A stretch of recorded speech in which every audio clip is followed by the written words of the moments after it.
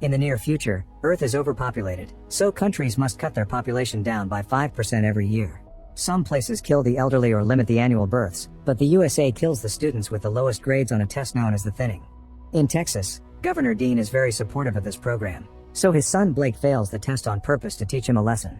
Dean manipulates the results to replace Blake with Lena, the best in the class. However, the teens expose the trick on the news. It turns out the results have been modified for years so rich students never fail. Instead of taking the blame, Dean pretends security head Mason did it and allows his son to be taken away in order to save his career. During Blake's funeral, Dean plays the part of a sad father perfectly. His campaign manager Georgina informs him that FBI agent Morris has been assigned to the case, so she's taken Mason somewhere secret away from the investigation. Now Dean can concentrate on the election since he's a candidate for president. Meanwhile, Lena is approached by the press and she avoids any questions about suing the school. Later at home, Morris continues interrogating Lena and reveals she has a picture of her and Blake kissing, but Lena swears it had just been an emotional moment. Morris notices that since Lena's mom died, the girl has lots of debt while having to take care of her younger siblings. Reporters are always surrounding the house too. After Morris leaves, Lena is visited by Dean's assistant Jack, who explains the governor wants to see her. Lena agrees to a meeting but gets angry when Dean offers her to join his team, realizing he wants her to talk nicely about him to improve his image. Even though she needs the money, she turns down the offer and Jack takes her home. However, during the trip, he releases a gas that puts Lena to sleep. Moments later, Lena wakes up in an abandoned building, where Jack is waiting with other suspicious people. This includes Miss Cole, her sibling school teacher. It turns out that Jack and Miss Cole work for an organization called The Fight, which is against the thinning system and knows how to get people out of the country. They want to stop Dean from becoming president or they'll never defeat the thinning, so they ask Lena to take the job and spy on him to bring him down from the inside. In the meantime, Lena's friend Kellen gets a job with the famous reporter Wendy. He wants to write about the school case, but since he's new, he's only given menial tasks for now. However, he still does research in his free time and goes to the funeral home to interview the employees, only to discover none of them handled Blake's body. That night, Kellen tells Lena to come with him to the cemetery. Together they dig out Blake's grave and discover the coffin is empty.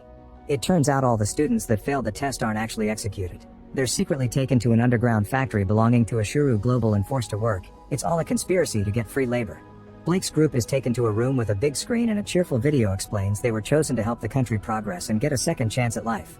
The company promises that the most productive member of the program gets reintroduced to society. The students are relieved and celebrate, but Blake is still wary. Afterward, the students get a device inserted in their necks and a quick scan assigns them to different sectors of the factory. Blake wonders what would happen if he refuses to work, but the guards immediately make him move. Next, the students are taught the rules. Each day is separated in 3 sections, 14 hours of labor, an hour of dining and personal time, and lastly sleeping. The place is under a strict curfew they must respect. As a camera shows the students the different working areas, Blake is shocked to see Ellie among the workers.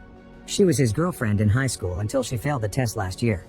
Blake runs to her and kisses her, but Ellie tells him to better wait for their free time. This is seen by a boy nearby. After work hours, the couple goes to an empty room to do the dirty. That night, Blake discovers some people like Heather truly think they were chosen for something big. Their conversation is interrupted by an alarm and they look out to discover a boy trying to self-delete. A small group led by Cage encourages him to do it, but when the boy jumps, the guards catch him with a net. Then Cage starts yelling snip snip and Heather explains that any person who refuses to work is sent to the infirmary, where they're modified to make them docile. At that moment, the guy that saw the kiss points at Blake on the window and Cage comes to meet him.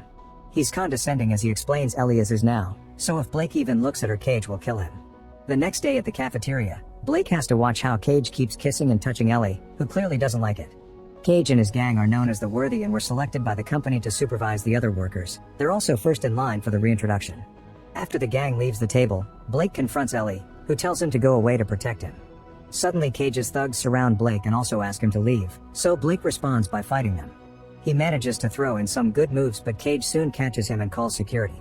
Blake pushes him away and runs away with Ellie. However, as soon as they enter another room, they're surrounded by guards who beat them down.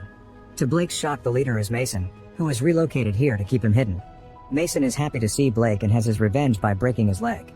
8 months later, Dean continues to campaign with only a few days left for the election. Lena has been working in his team and talking him positively about him on the news, while in private she sends all the intel to Cole and Jack. Lena is getting tired because there hasn't been any progress, but luckily Cole announces a plan. Everything they need is in Georgina's computer, so a hacker gives Lena a device to access it and copy the important files. Kellen hears everything while trying to hide in the background, but Jack's team know he's there. Sometime later, Dean needs to practice for the debate and Lena volunteers as her opponent, using the chance to say all the horrible things she thinks about him while pretending it's an act. Meanwhile, Ashuru Global stocks keep on growing and their technology is spreading through the whole world. At the factory, Blake works and follows the rules to avoid trouble. He also doesn't talk to Ellie to protect her from Cage.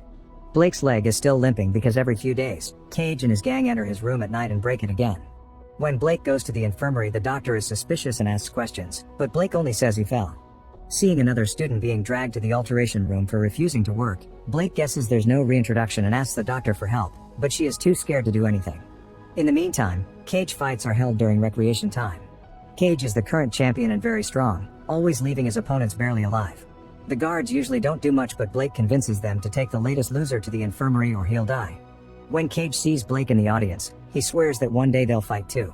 Afterward, Blake looks for Heather and asks her to secretly inform Ellie to be at Cage's boxing match the next day. Heather touches him and asks him to get together with her instead since her thing with Ellie is obviously over, but Blake turns her down. Later, Heather finds Ellie and tells her Blake doesn't want to see her anymore. It turns out she's working for Cage, who promises to recommend her for reintroduction.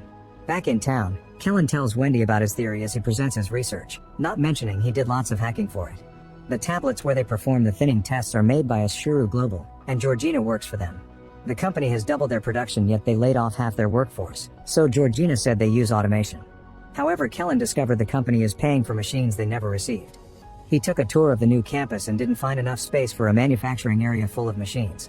There's no paperwork related to outsourcing, but he did discover that Ashuru has been buying military rations for at least 100,000 people. He concludes that the company is using the students as slaves, but sadly he doesn't have concrete proof and Wendy dismisses him. When Kellen gets in his car, a masked man appears behind him and tries to suffocate him with a bag. Kellen activates the car alarm and a guy runs away not to be caught. At home, Lena finds Blake in her room and they start kissing, only for Blake to suddenly transform into Jack. At the moment, Lena wakes up from the dream because there's someone knocking on her door. It's Kellen, who has brought beer and plays really loud music, pretending he wants to party.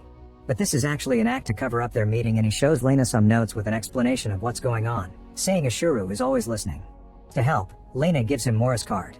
On the day of the election, Lena drops her siblings off at Cole's, who promises she'll take the kids to safety. After Lena leaves, Cole reveals a secret passage at the back of her house.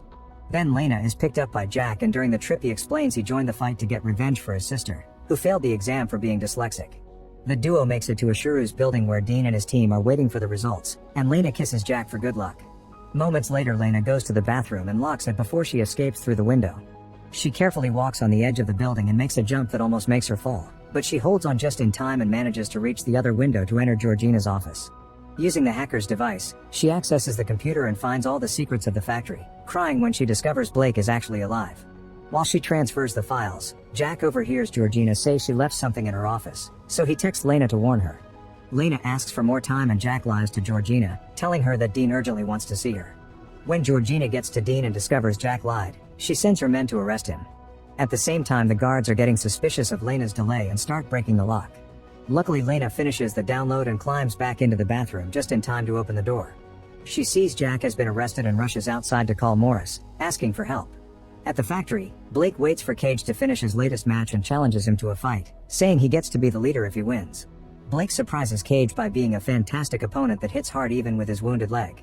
While the guys fight, Ellie can't stop thinking about the breakup and stops working to return to her room. When the guards find her, she appears unconscious, so they try to touch her, only for Ellie to suddenly bite the guard's finger. Then she tries fighting them, but they're clearly stronger and throw her against a mirror to knock her down.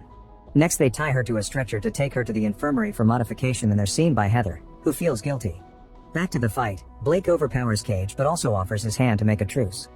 A furious Cage responds by bringing Blake down and start kicking him. Since playing fair doesn't work, Blake takes his cane and beats Cage with it with one quick movement. The crowd chants Blake's name as he's declared the new leader, but the moment is interrupted by an alarm. Heather arrives and tells them about Ellie, so Blake gathers Cage and his gang for a talk. He explains there's no reintroduction to society and they'll be stuck there forever, which convinces the guys to help him with a plan. Minutes later, Blake returns to work and gets hurt in one of the machines, so a guard takes him to the infirmary with the help of another worker. In the cafeteria, Cage and another guy start a fight on purpose. Soon all the other teens join and chaos takes over the cafeteria, thus the guards have to come in to try to calm them down. As the alarm rings, Blake and his friend fight the guards in the corridor, easily bringing them down before stealing their keys. Next, Blake goes to the infirmary, where he knocks out the doctor right before she can use her drill on Ellie. A second doctor surprises Blake from the back and captures him, so Blake grabs a syringe to stab him before knocking him out. Then Blake and Ellie share a kiss before he takes off the trackers in their necks with a scalpel. In the cafeteria, a furious Mason comes in and starts beating up kids, but Kate refuses to talk. Then Mason checks the tracker on his phone and realizes Blake is behind this. He follows the tracker to the infirmary, but the couple is already gone. Wearing the doctor's uniforms, Blake and Ellie are moving around undetected. Meanwhile, Lena and Morris meet on top of a building and Lena gives her the device with the intel, explaining everything she knows. Morris says Lena may be bugged and asks for her things, only to suddenly destroy her phone. It turns out she's corrupt and she takes out her gun, telling Lena to jump to make it look like she self-deleted. At Cole's tunnel, one of the rebels reveals to be a double agent and shoots the hacker before taking a kid hostage. As he explains Georgina threatened his children, the kid bites his hand to push him off and Cole uses a piece of wood to knock him down, then she beats him up to death. Back to Morris. She gets distracted by her phone ringing and Lena uses the chance to push her to the ground, taking back the device before running away. Morris opens fire on her, so Lena has no choice but to jump through a window and land in an old guy's apartment. The device fell in a bucket with water, so Lena takes it to Kellen, hoping he can repair it. Kellen puts it in rice and uses some heat to accelerate the process. The trick works and Kellen immediately makes a copy of all the files in a second hard drive just in case. Then he leaves to take the device to Wendy and tells Lena to stay in the house for safety. However, as soon as Kellen starts his car, it explodes and kills him. A shocked Lena looks through the window and sees Morris approaching with some men, so she grabs the hard drive and a few objects to set up a trap. When the men come in, they accidentally step on it and the apartment explodes. Lena escapes through the roof, only to be found by Morris. The women start fighting and Morris easily overpowers her, however Lena surprises her with a knife and stabs her before throwing her down the stairs, killing her. At that moment, Dean and his team learn he won the election and start celebrating. In the tunnel, Cole manages to leave with Lena's siblings into another country. Soon Lena makes it to the TV station and finds Wendy to give her the hard drive. Seeing the information and learning about Kellen's death causes Wendy to cancel the coverage of the election and send choppers to investigate Ashuru. At the factory, Blake and Ellie find a hatch on the floor and go through it to get to the tunnels, unaware that Mason is following them. After lots of walking, they find some stairs and finally return to the surface, but they don't know where they are. Suddenly Blake is attacked by Mason and another confrontation begins as the teens try to fight him together. Mason overpowers Blake and tries choking him, but he gets distracted when a helicopter appears above them. Ellie uses the chance to bring Mason down with a rock. The chopper records everything and soon the whole country sees that Blake is alive on the news. Dean freaks out, but Georgina tells him she's got it under control. Moments later Blake is brought to the TV station and Lena runs to kiss him, but she freezes when she sees Ellie is there as well. Meanwhile, Dean gives his first speech as president. Georgina uses this new power to send the police after all the people that were against Dean, meaning Blake, Ellie, and Lena get arrested. As the police car transporting the teens reaches the road outside of town, it suddenly gets hit by something and falls on its side, causing a crash. Then the doors open to reveal Jack, who explains he's with the FBI and wants the teens to help him fight Dean. Make sure to subscribe and turn on notifications so you can watch more videos like this. Thanks for watching.